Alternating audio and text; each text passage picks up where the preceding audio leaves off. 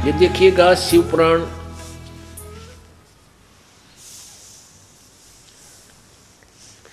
Gita press Gorakhpur से प्रकाशित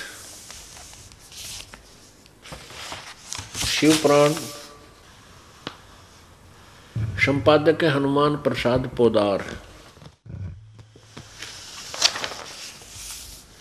प्रकाशक है गीता प्रेस गोरखपुर, प्रकाशक एवं मुद्रक गीता प्रेस गोरखपुर, गोविंद भवन कार्यालय कोलकाता का संस्थान। अब इसके 98वें पृष्ठ पर आपको दिखाते हैं। 98 से प्रारंभ होता है। यह रुद्र संहिता और संक्षिप्त शिवपुराण पृष्ठ 98। अब देखिएगा इसके नीचे अध्याय नंबर 5 यहाँ समाप्त होता है रुद्र संहिता का। अपने पुत्र नारद की यह बात सुनकर लोक पितामह ब्रह्मा वहां इस प्रकार बोले। अब रुद्र संहिता के 6ठे अध्याय में ये देखिएगा 99वें पृष्ठ पे ब्रह्मा जी ने कहा ब्रह्मन नारद से, देव श्रोमणे, तुम सदा समस्त जगत के उपकार में ही लगे रहते हो। तुमने लोगों के हित की कामना से बहुत उत्तम बात पूछी है। जिसमें समस्त चराचर जगत नष्ट हो गया था, सर्वत्र केवल अंधकार ही अंधकार था। न सूर्य दिखाई देते थे, न चंद्रमा, अन्य अन्य ग्रहों और नक्षत्रों का भी पता नहीं था। न दिन होता था न रात, अग्नि पृथ्वी वायु और जल की भी सत्ता नहीं थी। उस समय तत्सद ब्रह्म, इस श्रुति में जो सत्य सुना जाता है एकमात्र वही शेष था। अब प्रश्न नंबर 100 पे, क्योंकि हमने अपने काम की बातें पढ़नी है, जो हमें आसानी से समझ में आ जाए उनको लेना है, जो हमारा कंसेप्ट क्लियर हो जाए, हमारा काम सर जाए। ये देखिए, जिस परब्रह्म के विषय में ज्ञान और अज्ञान से आपस विकार कर रहे हैं, कुछ ज्ञान से कुछ अज्ञान से, यानी अटकल ला कर जो ज्ञान दिया जो सुना जाता है, उक्तियों द्वारा इस प्रकार ऊपर बताए अनुसार विकल्प किए जाते हैं। उसने कुछ काल के बाद द्वितीय की इच्छा प्रकट की।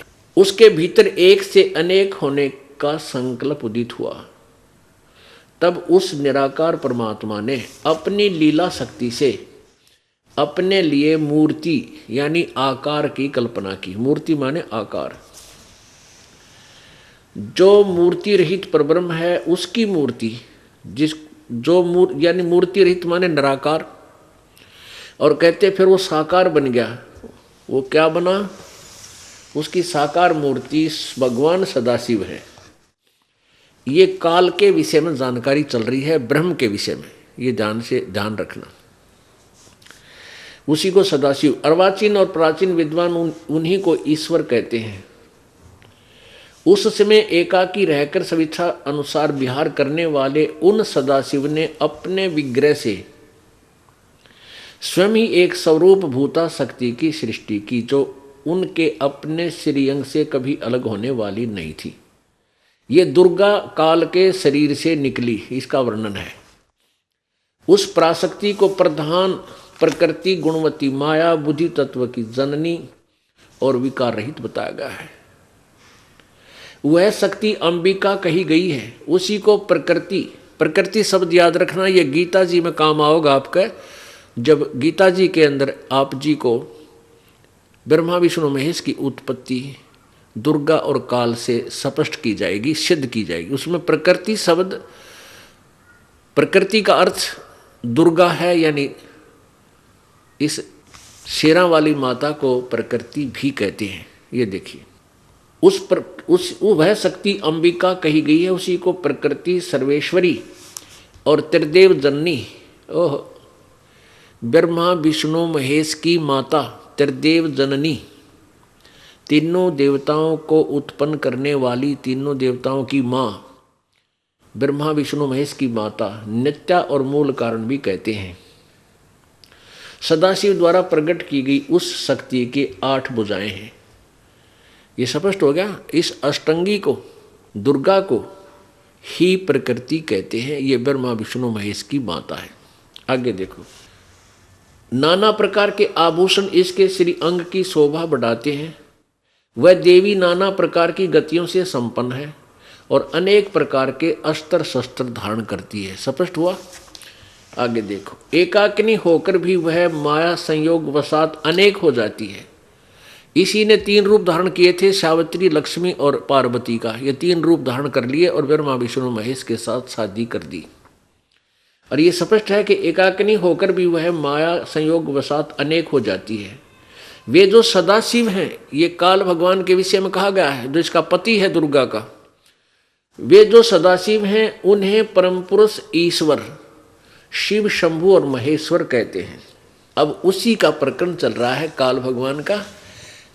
अब ये ब्रह्मा बता रहा है, क्योंकि ब्रह्मा जी को परमात्मा पूर्ण ब्रह्म आए थे और ब्रह्मा जी को मिले थे, क्योंकि ये सभी आत्मा उसी कबीर भगवान की हैं। परमेश्वर ने चाहा था कि ब्रह्मा काल का बड़ा बेटा है और इसको मैं ज्ञान समझा दूं, हो सकता है ये सभी को समझा दे और फिर ये सब मेरे को समझ जावे। तो ब्रह्मा जी ने परमात्मा से ज्ञान सुना, नाम भी लिया, उपदेश भी लिया, लेकिन बाद में काल ने ऐसी प्रेरणा की उसका नाम खंड करवा दिया। तो उस परमात्मा से सुने हुए उस ज्ञान को और साथ में अपने खिचड़ी ज्ञान को मिलाकर वो ब्रह्मा आगे सुनाने लग गया, परमात्मा से दूर हो गया और काल के हाथ में फंसा रहा, परमात्मा की शरण रखी नहीं। अब उसी काल भगवान के विषय में इसको सदाशिव भी कहते हैं, महाशिव भी कहते हैं, महाविष्णु भी काल ब्रह्म को बोलते हैं और महाब्रह्मा भी यही रूप धारण कर लेता है। अब यहाँ काल के विषय में जानकारी दी जा रही है, देखिएगा। वे अपने सारे अंगों पर भस्म रमाए रहते हैं। उन काल रूपी ब्रह्म ने, हो गया स्पष्ट, कि सदाशिव को काल रूपी ब्रह्म भी बोलते हैं। काल रूपी यानी काल भगवान भी कहते हैं। उन्हीं काल रूपी ब्रह्म ने एक ही समय शक्ति के साथ, ये नाथ नहीं है, मिसप्रिंट है, शक्ति यानी दुर्गा के साथ शिवलोक नामक अक्षेत्र का निर्माण किया था।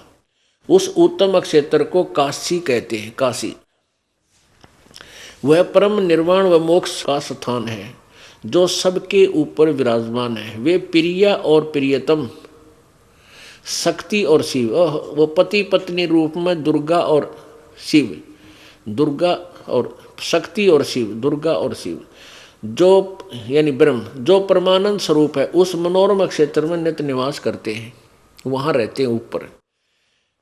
काशीपुरी परमानंद रूपणी है। मुने शिव और शिवा ने, इस काल और दुर्गा ने प्रलय काल में भी कभी उस क्षेत्र को अपने सानिध्य से मुक्त नहीं किया।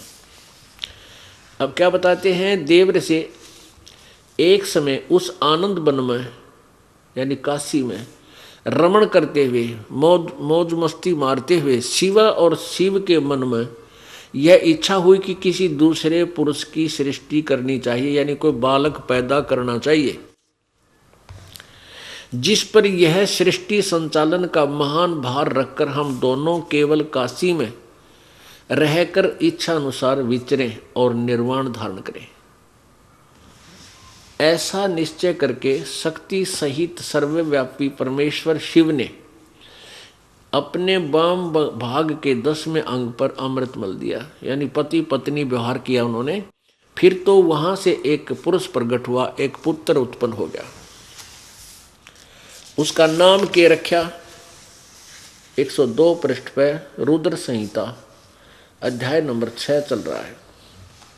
शिव ने कहा, उस काल ने कहा, वत्स व्यापक होने के कारण तुम्हारा विष्णु नाम विख्यात हुआ। अब सिद्ध हो गया कि दुर्गा और काल से, प्रकृति और इस ब्रह्म से विष्णु का जन्म हुआ। ये इनके माता पिता हैं। ये अपने सदग्रंथ बता रहे हैं, दास अपनी तरफ से कोई मिलावट नहीं कर रहा। ये है सिलेबस का ज्ञान जो गुरुओं ने हमें देना चाहिए था, लेकिन उन अज्ञानियों ने लोकवेद सुना के हमारे सदग्रंथों के विपरीत ही हमें ज्ञान में उलझा रखा था। और यही कारण रहा, कोई कुछ दंत कथा सुना रहा है, कोई कुछ सुना रहा है। यदि हम एक ही आधार लेकर चलेंगे सदग्रंथों को, तो अज्ञान होने का कहीं चांस ही नहीं है, कोई भ्रमित ही नहीं हो सकता। क्योंकि हम अशिक्षित थे, हमारे पूर्वज अशिक्षित थे, और शिक्षा का अधिकार केवल ब्राह्मण वर्ग को था। वही संस्कृत पढ़ सकते थे। काशी विद्यापीठ उनका नाम हो रही थी कि ब्राह्मण लोग ही पढ़ेंगे, और उन्होंने ही सदग्रंथों को समझना है। उनका कोई सदग्रंथ समझ में आए नहीं, क्योंकि उनके पास तत्व ज्ञान नहीं था। और तत्व ज्ञान में सृष्टि रचना जो है, सृष्टि रचना की कथा है, जब तक वो समझ में नहीं आती तब तक कोई भी सदग्रंथ आप समझ नहीं सकते। तो वो ज्ञान उन ब्राह्मणों यानी गुरुओं के पास नहीं था, जिस कारण से उन्होंने ये ऐसे क्लियर ज्ञान भी हमें नहीं बता पाए, वो नहीं बता सके, क्योंकि वो तत्व ज्ञानहीन थे। और बाद में फिर पैसे लालच हो गया उनको, अपना रोजी रोटी का धंधा बना लिया, और जिस बात से जनता प्रसन्न हो वही बताना, वही उसी तरह उनको कहना समझाना, और जिससे अपना स्वार्थ सिद्ध हो उस तरह उनको मूर्ख बनाना, ये उनका उद्देश्य हो गया था। अब इसमें स्पष्ट लिख रखा है कि विष्णु जी की उत्पत्ति दुर्गा और काल से हुआ, ब्रह्म से। आगे ब्रह्मा जी की उत्पत्ति आपको दिखाते हैं।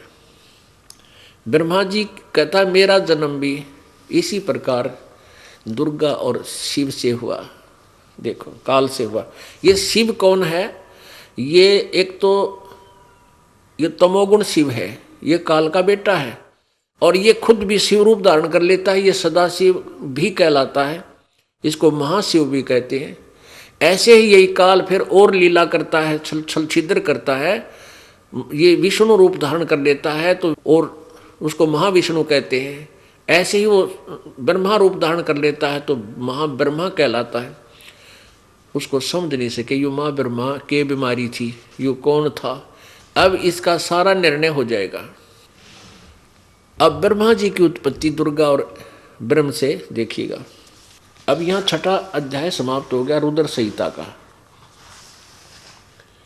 ये आपने अभी पढ़ लिया कि विष्णु जी का नाम धर दिया। उस काल ने, शिव ने कहा वत्स बेटा, व्यापक होने के कारण तुम्हारा विष्णु नाम विख्यात हुआ, तेरा नाम विष्णु रख दिया। अब ब्रह्मा जी कहते हैं 7वें अध्याय में रुद्र संहिता, ब्रह्मा जी कहते देव से यानी नारद जी को बता रहे हैं। तत्पश्चात कल्याणकारी परमेश्वर शाम सदाशिव ने पूर्ववत प्रयत्न करके जैसे विष्णु उत्पन्न किया, मुझे अपने दाहिने अंग से उत्पन्न किया। मुने इस महेश्वर ने मुझे तुरंत ही अपनी माया से मोहित करके नारायण देव की नाभि में डाल दिया और लीलापूर्वक मुझे वहाँ से प्रकट किया। इस प्रकार उस कमल से पुत्र के रूप में मुझ हिरण्यागर्भ का जन्म हुआ। अब पुण्यात्माओं, अब यहाँ जो अनुवाद करता था हिंदी संस्कृत से, जिसने हिंदी में अनुवाद किया, वो यहाँ विचलित हो गया कि शिव से शिव की उत्पत्ति कैसे बताऊं। उसने यहाँ गोलमोल कर दिया। लेकिन कहते हैं चोर चुराई तुंबड़ी और गड्ढे पानी में वह गड्ढे हुआ ऊपर आवे नो सच्चाई छनी ना। इवन अज्ञानियों ने जैसे तुम्बा होता ना, तुम्बा एक तारा सा बना करें, जैसे ये सीताफल होता ना, पेठे जितना मोटा एक वो होता है तुम्बा, एक बेल का लगता फल है, और उसको वो सूख जाने के बाद उसको सुराख करके उसके बीज निकाल देते हैं और वो इतना मोटा हो जाता है और वो खाली होता है, उसको वो पानी में डूबता नहीं। कहते किसी चोर ने वह तुम्बा चुरा लिया किसी का और उसको पानी में छुपाने लग गया नीचे, वो पानी में छोड़ का और वो ऊपर आ जा जब। तो कहते हैं इन्होंने, इस अज्ञानियों ने सच्चाई को दबाने की चेष्टा पूरी की, लेकिन ये सच्चाई छुपी नहीं, दबी नहीं। चोर चुराई तुंबड़ी वो गड्ढे पानी में, और वो गड्ढे हुआ ऊपर आवे नो सच्चाई छानी ना। अब आपको दिखाते हैं 110 पृष्ठ पे ये रुद्र संहिता का 9वां अध्याय 110 पृष्ठ पे। यहां है अध्याय 9, इसके लास्ट में, इस प्रकार ब्रह्मा विष्णु तथा रुद्र इन 3 देवताओं में गुण हैं। ये भी सिद्ध हो गया कि रजगुण ब्रह्मा, सतगुण विष्णु, तमगुण शिव, ये तीनों गुण युक्त है, परंतु शिव गुणातीत माने गए। इससे सिद्ध है कि ये कोई इन तीनों से न्यारा है और जो इनका पिता है। अब और क्लियर करते हैं इसी शिव पुराण के, और प्रश्न नंबर 25-26 पे आपको बिल्कुल क्लियर हो जाएगी यही कथा। ये देखो, ये है विद्वेश्वर संहिता, विद्वेश्वर संहिता, और प्रश्न नंबर 25 पे है।